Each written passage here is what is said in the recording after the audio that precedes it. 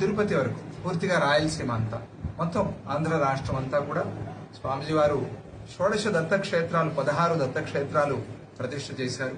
నవనాథ దత్తక్షేత్రాలు ప్రతిష్ఠ చేశారు. పాదుకా క్షేత్రాలు కూడా పిఠాపురం, గాణగాపురం లాంటి దివ్యమైన క్షేత్రాలను కూడా ప్రతిష్ఠ చేశారు. ఈ అన్ని క్షేత్రాల్లోనూ కూడా రేపటి నుంచి యాత్ర ప్రారంభమవుతోంది. ఈరోజు నూజివీడులో అనంతేశ్వర స్వామి ప్రతిష్ఠా కలాపాలు ప్రారంభమయ్యాయి. మహారుద్ర యాగం జరిగింది. ఈ మహారుద్ర యాగంతో రాష్ట్రం అంతా కూడా, దేశం అంతా కూడా సుభిక్షంగా ఉంటుంది. అందరికీ వ్యవసాయం, వ్యాపారం, ఉద్యోగం, అలాగే చదువు, ఆరోగ్యం అన్ని బాగుండాలి, అందరూ బాగుండాలి అనేటువంటి సంకల్పంతో మహారుద్ర యాగం ఈరోజు పూర్ణాహుతి కూడా ఇక్కడ కార్యక్రమం జరిగింది.